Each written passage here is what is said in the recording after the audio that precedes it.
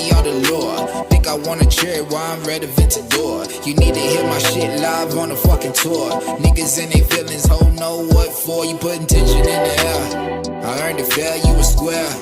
All thought it wasn't there. It's beyond repair. What's going on? It's your boy Ikon. And once again, we're here on 910 Sports TV. You know what I'm saying? I just want to thank God for this opportunity because without him, there'll be no us. And next, you know what I'm saying? I got to my right of me. Can you hear me, Coach? Yes, sir. I'm with you, brother. Okay, you good? We good. I got got one of my right hand men to the side of me. You know what I'm saying? One of the best coaches out there, Coach Lamont T. Goins. What's going on, brother? Listen, man, I'm staying out of the March Madness, man. So I ain't applying for no open coaching vacancies nowhere. I'm gonna keep rolling with you guys. So y'all got to deal with me. So we just like to Uh, welcome our special guest tonight. Okay. Before we get to him, I got my baby mama favorite host, Cowboys biggest fan. You know what I'm saying? Barry White Jr. voice himself, Jacob the Great. King Jacob, what's going on, brother? Oh man, glad to be in the land of the living. Another day to get it right. All right, well, go ahead and introduce this young brother, man, so we can get this doggone interview popping. Oh man, we have none other than Shamar, the boss, Canal, champion, man. Boxer. Creating a legacy, man. Welcome to the show. I appreciate it. Thank you for having me. Yeah, no doubt, man. So before we get into your story, man, who is Shamar, the boss, Canal? Shamar is a phenomenal dude, a very good, humble person. He grew up playing sports. Only brother to four sisters. A young contender coming up in the boxing game. Okay, man. So how did how did boxing start for you? Boxing started with me at the age of 7 years old. I was playing football, basketball, baseball, lacrosse. I was just playing everything, and everything got an old season. So for me to fill that gap, so I can just stay active, I ended up going into the boxing gym. The coach I had first had when I was in Albany, he told me I had natural raw talent, and I just stayed with it ever since.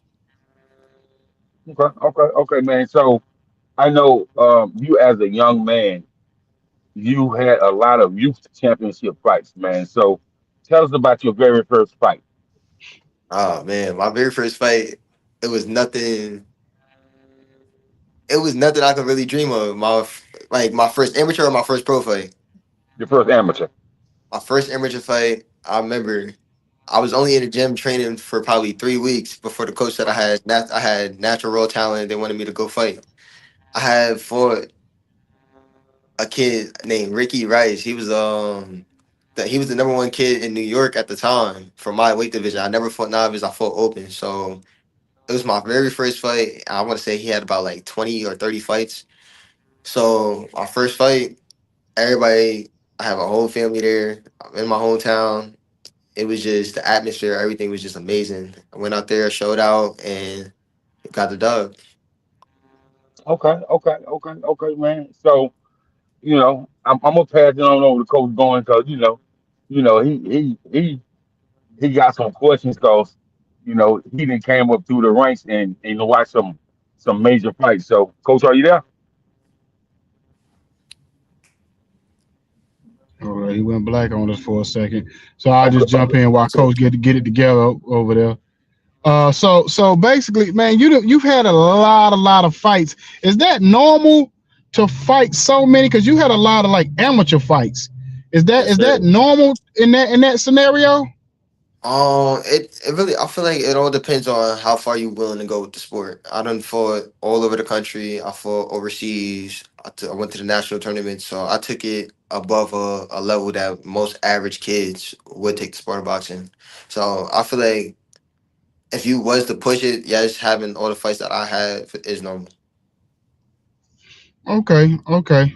Yeah, jump back on in there, Coach Yeah. Goins. So sorry about that, guys. I don't know what's wrong with this internet feed in VA, but no. Uh, I'm gonna call you champ, right? So here's the thing, Mr. Canal. So in the boxing game, right? And I grew up in. I think I'm older than anybody on the show. So I grew up with guys like Muhammad Ali, Ken Norton, right? All of those legendary great guys. So if you had to pick who is your role model when it comes to all right putting it on, getting in the ring, who do you pattern yourself after?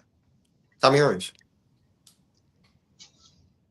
All right, all right. So now let me ask you this right here. I always love the phrase that they use in boxing, slip the jab. And I kind of steal that from the Rocky thing. So if you don't mind, tell us amateur boxing fans, what does that really mean when they say slip the jab?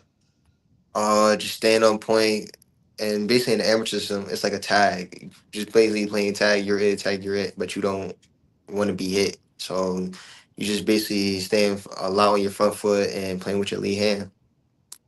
All right. Wow. I appreciate that. All right, Iconi, I see you ready to roll with your Maryland Terrapins jersey on tonight. Lynn Bias to be exact. To be Oh, excuse exact. me, excuse me, excuse me. Thanks for cleaning that Yeah, up. yes, sir, yes, sir. But anyway, man, let me ask you this. So what's kind of like your style, like your favorite style to fight? You know what I mean? When you get in the ring. Mm. I feel like I'm 50-50. I love when another fighter wants to try and challenge me and try to walk me down. And I also love another fighter that wants to try and sit on the outside and box with me. It's like, it's 50-50. Okay, so when it comes to like your training and your regiments and everything that you have to go through, what's kind of like the key things that you focus on when you training for a big fight? Um, Mainly endurance. Make sure my body's up in tip top shape so I can keep pushing myself to the limits during fight time. Okay, okay. So what was the hardest fight that you had that you actually that you didn't think it was going to be as hard as it was? My last fight when I fought for the WBC belt, that was, I feel like out of all the fights I ever had, that's the hardest fight. Because during that fight, I feel like I came overcame a lot of adversity. I've pushed myself to a different level. Like this is the field of business I'm in, and that fight showed me who I am and where I can go with the sport. Okay, so elaborate on that a little bit for us. When you say adversity, what was some of the things that happened in that fight that you had to overcome? Overcame the other opponent, his power. He was a strong fighter from Colombia. He was 17-1 with I believe like 12 knockouts. So he was a big puncher. He had a lot of power. I overcame that. I did get hit before, and I took it very well. And then also during the fight, I want to say about like the sixth round, I ended up spraining my ankle in the middle of the ring during the fight. So I had to deal with that too. Mm, mm. So have you ever had a fight? Because I know fighting is a lot of it has to do with the entertainment part of it too, especially if you want to get to the level where like a Mayweather or certain fighters like a Sugar Ray and Roy Jones back in the day, where they brought a lot of energy and sometimes the antics before a pre-fight.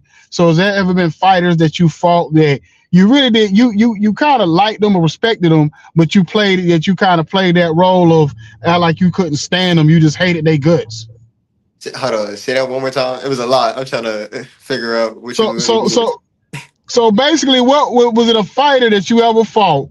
And Hmm. when y'all was doing like the pre-game way, the pre-weigh in and the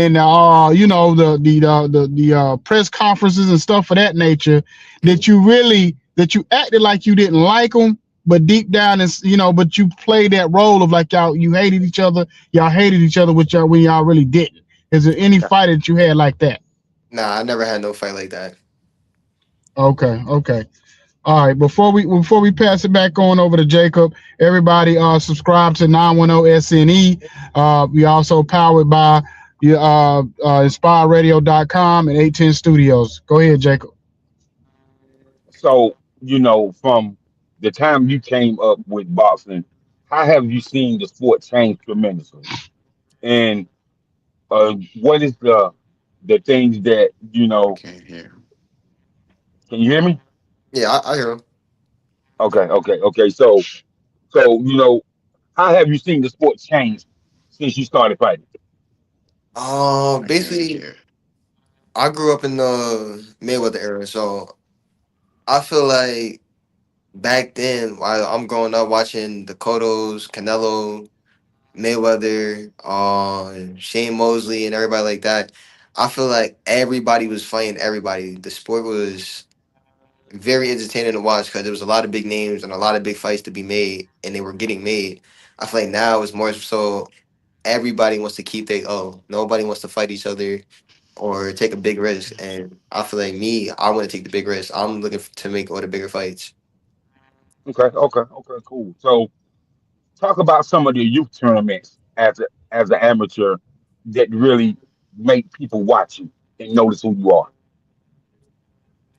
Um, youth tournaments, I feel like, and the amateurs, it was very big, and especially with a lot of pro fighters that's in the same position as me now. It used to be all of us in the same tournament, so it was a lot of big names and a lot of history between those tournaments. You'll go. It's basically you fight for your state and you fight for yourself to get your name up there, go on a USA team and travel and fight for your country.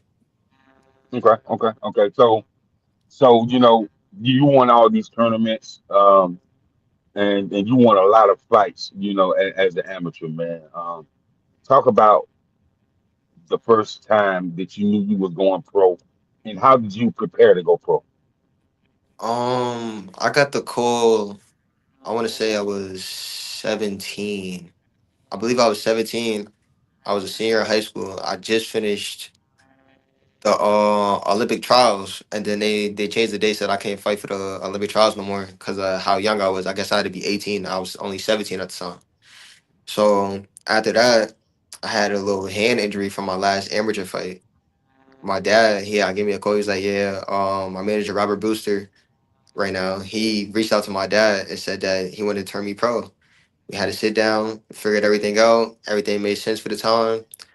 I came out to Vegas and got in touch with the Devin Haney camp. So Bill Haney, Devin Haney, and all his trainers, and we started making the transition from there.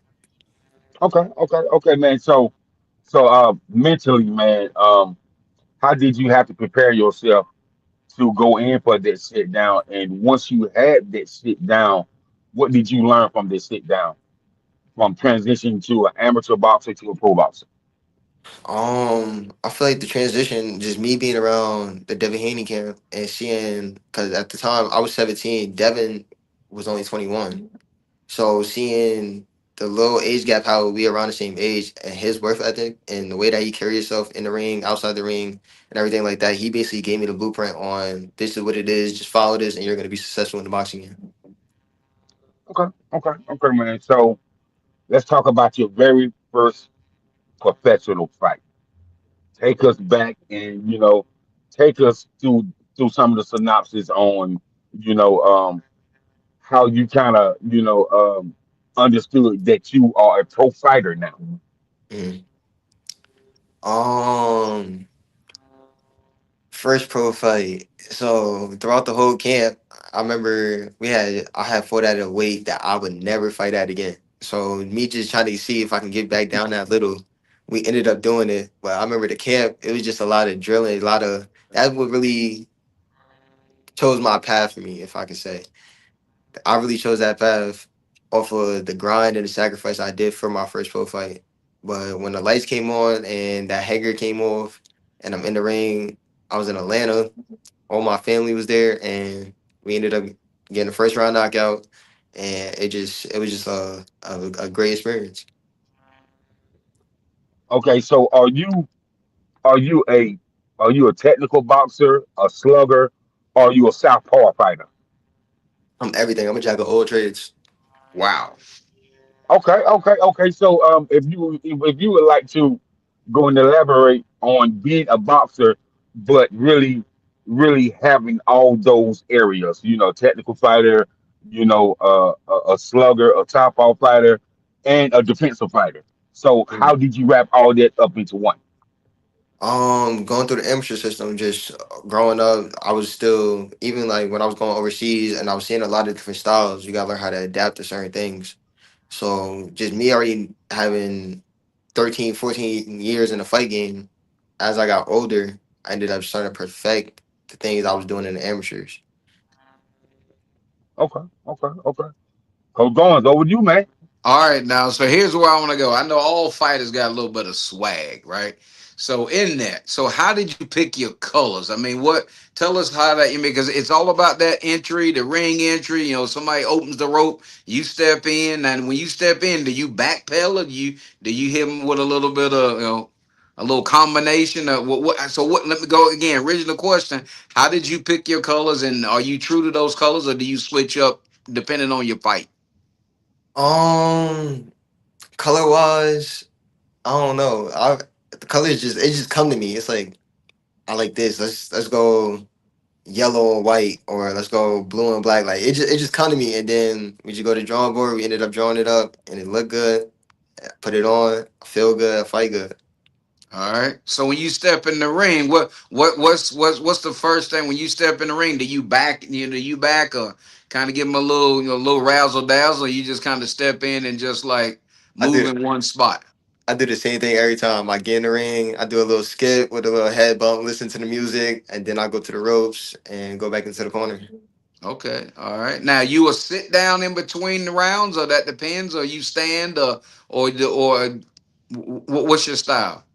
I normally sit, but if I'm really feeling it and I feel like I'm pedal all the way down to the metal, I'm standing. We gonna hurry up and get the bell. We gonna get them out of here. All right, man. All right. So in that, what has been as it relates to all of that when the bell when the I've heard this. So again, now this first interview I've ever conducted with a professional fighter. So I've always heard the zone out theory. So when bell ding ding and when you go into your opponent, do you hear the crowd, or do you how does it just is it just you and your opponent, or do you hear the noise around you? Nah, but it just be me and my opponent. I zone out. I go tunnel vision. I don't hear my corner. I don't hear no instructions. I don't hear the crowd. I don't hear nothing. Just me and my opponent, and I might hear the ref occasionally. And right, and then at the end of that round, Then you everything comes back to reality, and then when it's that little 10-second clap, back into tunnel vision. absolutely, absolutely. So listen, we're gonna kick it over to Lynn, but I mean we're gonna kick it over to the icon E. All right, so I got a cool question for you that's always been a controversial question over the years about the boxing. Who everybody, the popular answer is when you say who the GOAT, and they'll say Muhammad Ali, or they'll say this one or that one. And I've always put Mayweather in there because of the fact, not just because he went 50-0, but I said, isn't the object, the whole point of boxing to not to get hit? Mhm. And to me, Floyd Mayweather is the king of understanding defensive fighting. I understand Muhammad Ali and all these other guys can take punches and they'll go toe to toe for you in the ring, but the whole object to me, I always thought was not to get hit. Am I Hit right him or back am I in. wrong? Like, Nah, explain that to me. you're 100% right. Even if you want to compare it to the old school fighters, I feel like Mayweather is the only person that fought in that era and still can talk perfectly fine like he's normal. He can have a whole conversation. He's not stuttering or nothing. He's not slurring his words. I feel like what he did was the real definition of boxing: hit and do not get hit. Okay, so how much pride do you take in when you're in the ring of the defensive part of the boxing? I take a lot of pride because at the end of the day, I still want to grow up. I still want to live my life. I don't want to take unnecessary brain damage for no reason. I'm not selling my soul for money when it comes down to boxing. Okay, so what do you see like in how many more years do you kind of give yourself when it comes to boxing? You've been fighting for a long time. Like you like the LeBron James of fighting boxing. You've been fighting for a long time. You know what I'm saying? So so yeah, I know you kind of just got started in the Pro professional industry side, but you've been fighting for a long. You said 7 years old. You've been fighting for a long time, brother. for sure. But I might say I'm only 23 now, so the way my career is looking right now, I want to keep fighting, and whenever I feel like it makes sense for me to lay my bed and put the gloves down, I feel like the time will come. Yeah, you might need to change your name to Boss to like Michael Jackson, like Thriller, because he started when he was like 6, And then, you know what I'm saying? So y'all, you been around for a minute. But yeah, I'm just messing with you. But yeah, bro, like it's yeah, I mean, but so at the end of the day, let me ask you this, because the one thing to me that kind of turned me off from boxing for years is that too many fights end in these controversial, like the judges part of it. Do you think in 2026 it should be a different system in how they judge? Because it sometimes it feel like these fights be fixed, or they don't like, what was you looking at? Because you seen it this way and you seen it that way. Well, either one of y'all was blind or the other one wasn't looking, or what's going on?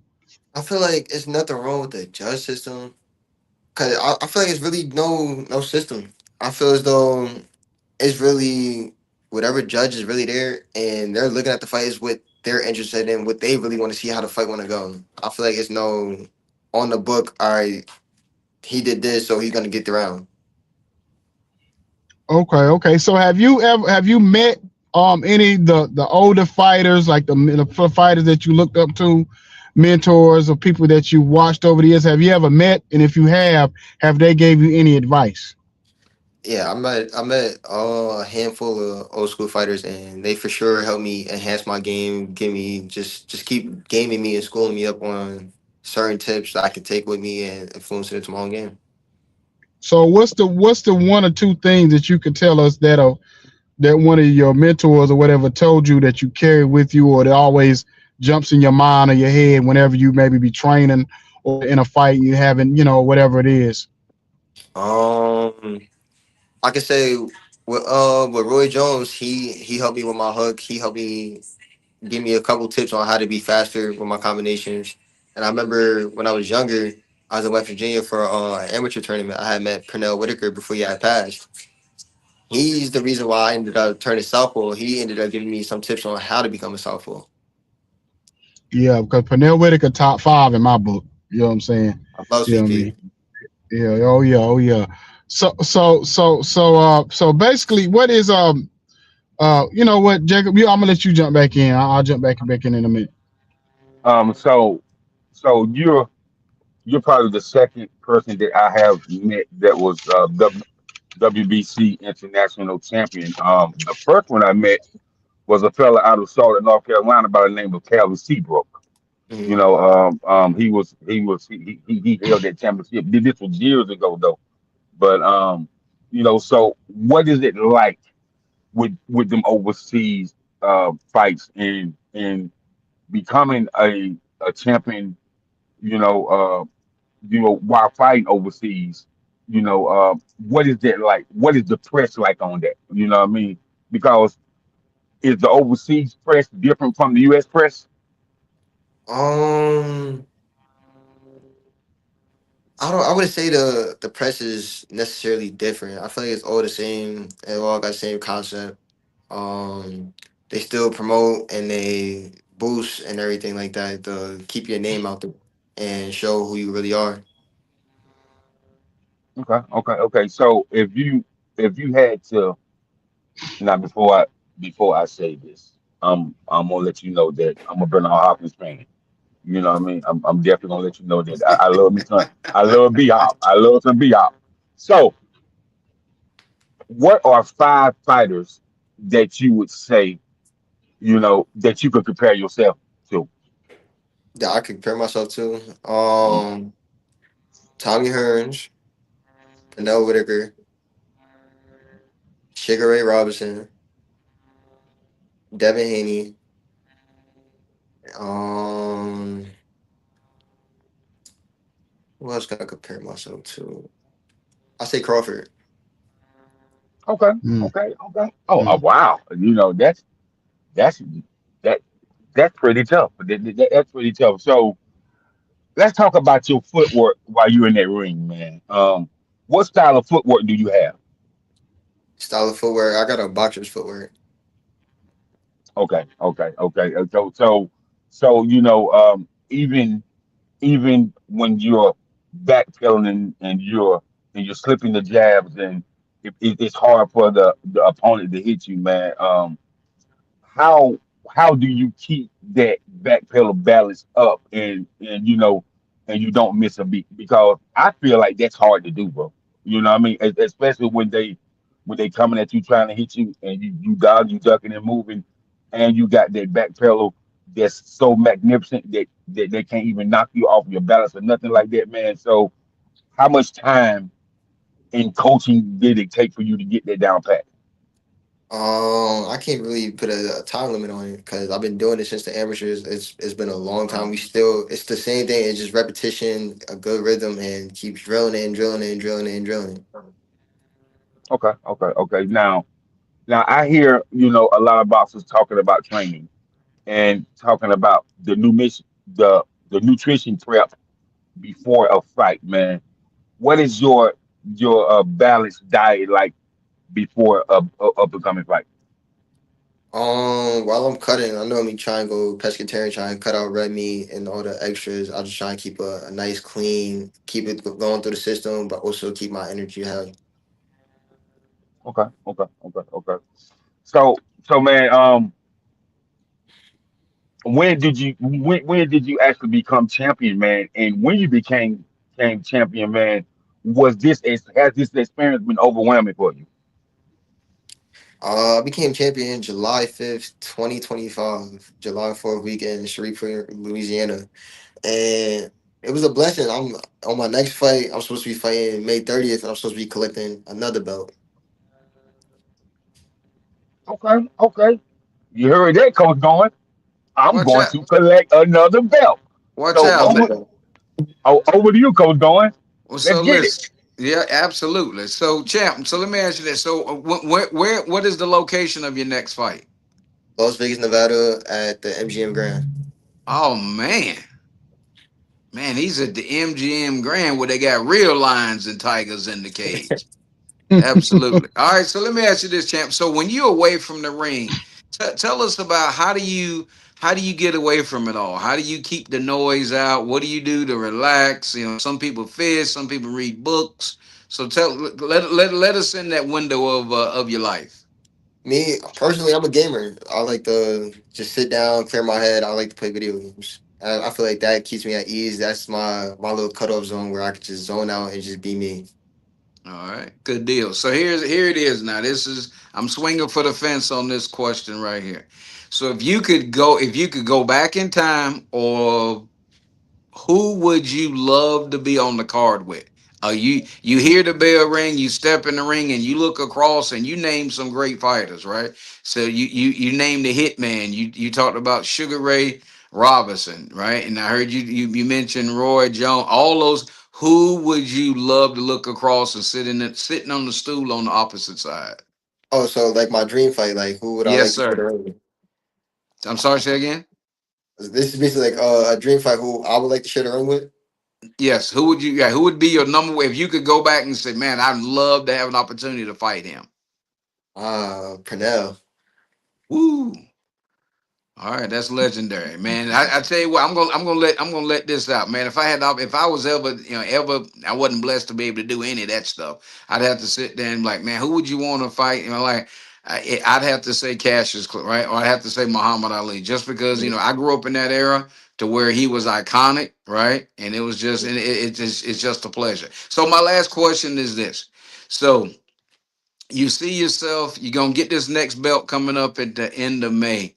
What vision do you have in the next 2 to 3 years? Where do you want to be? In the next 2 3 years, I want to be WBC world champion at 135. That's where I see myself in the next 2 years, inshallah. All right, so y'all heard that, right? So when he's there, we gotta be ringside with our mink coats on, right? And be like, Hey, be, hey, be hey, like a Before Lucas got, before Lucas, It might be a little hold, too coach. hot for the mink.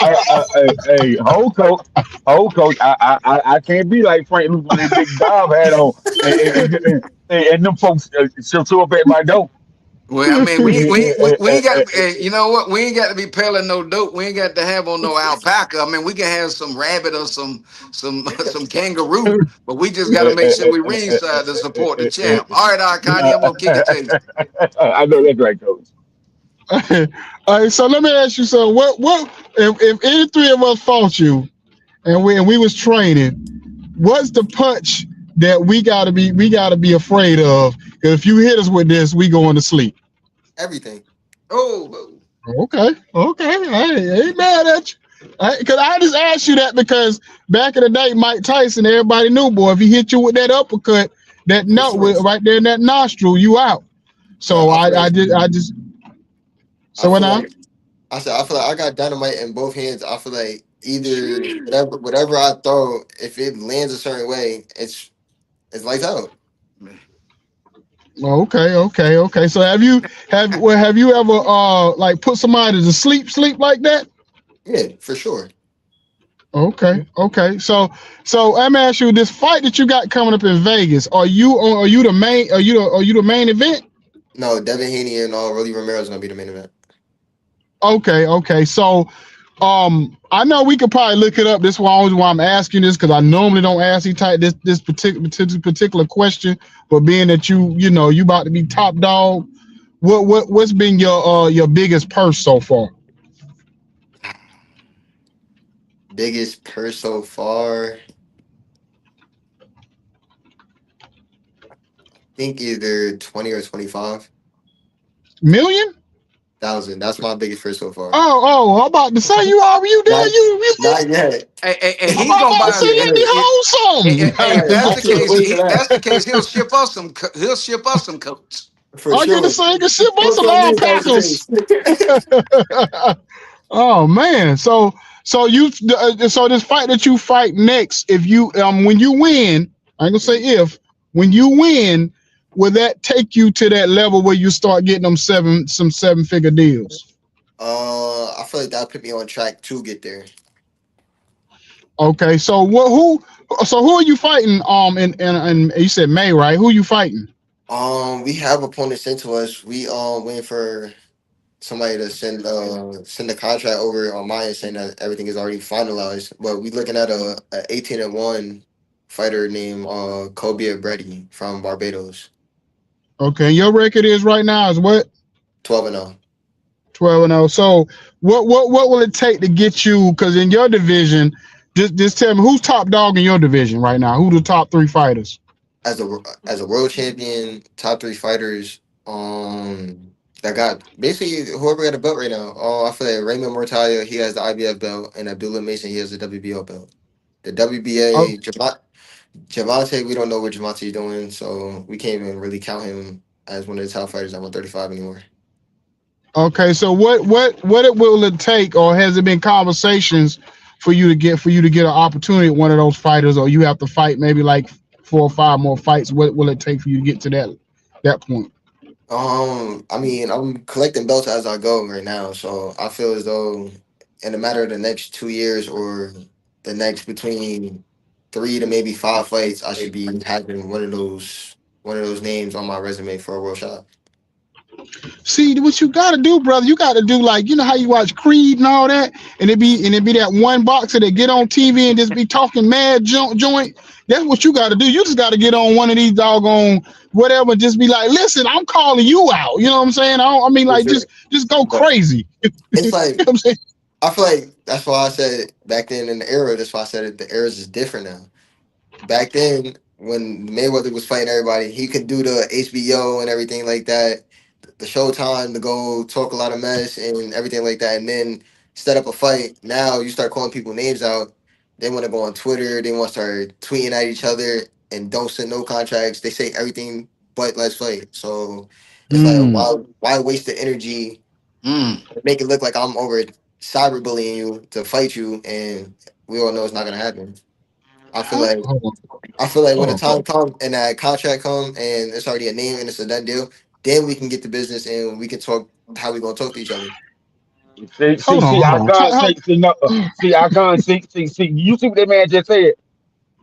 Yeah, Cyberbullying. that's what You threw see me what off he? what he just said, Jacob. He just I feel like said it's cyberbullying. If I'm attacking that, you saying I want to fight so much and we not gonna fight, I feel like I'm bullying you. that's like an oxymoron. How you gonna cyberbully and you a professional boxer? That doesn't even make any sense. So look, if I'm asking you numerous times, I want to fight, I want to fight, I want to fight. I'm calling you out your name, like I'm terrorizing you on all social media, and you don't want to step in the ring with me. What does that make me look like? but I get what you're saying. I understand I, what you're I, saying, I but it can, doesn't make any sense in I Yeah, boxing. can, no. But this is the I, new I, generation of fighters I, on what's I, going on. I can. You know what era we in? We talk about this all the time, man. We we we we talk about how people need a sponsorship with Charmin bathroom tissue. Stop me. But You Jacob, know, we you know talk we era we talk in. about this in real world stuff.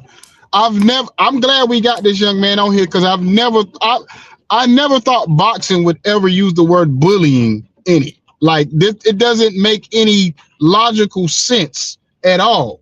I get what the champ is saying, but it doesn't make any sense whatsoever for you to say somebody's bullying you and you a professional boxer. If you feel like you get bullied at a professional boxer, you need to go doggone. You need to go work at doggone Outback or something. You need to go do something else. Go deliver packages or something. Because this ain't for you. This ain't for you. But they hiring, right? What Biggie say? UPS is hiring. They've been hiring since '94. Ever since Biggie said it. So you need to go do that. So but anyway, so oh my god, go ahead, go Jake.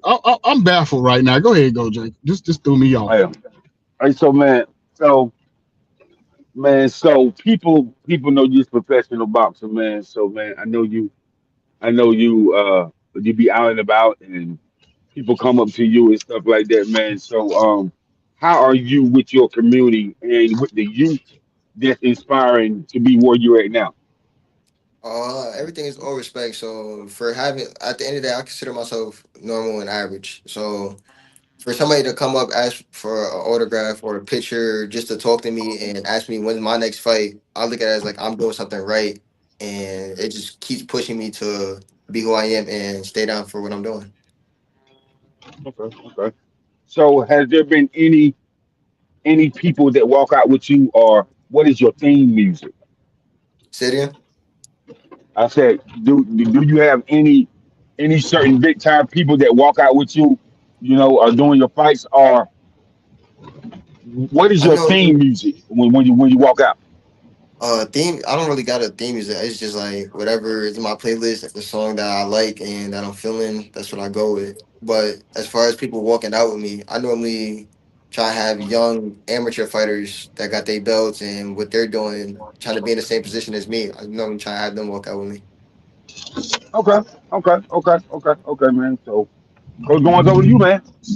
Hey, you must didn't see his last fight, Jacob. That was me in the front, right? You didn't see me helping getting them to the ring. So No, let me ask you this, champ. So after the fight, and you get back in the locker room and cooling down. I mean, is it do they like just do you go back and lay down and rest? Is it a massage? Is it ice? So After what the is fight, yeah? What goes down after the fight? it's nothing but love, hugs, laughs, and let's go have fun.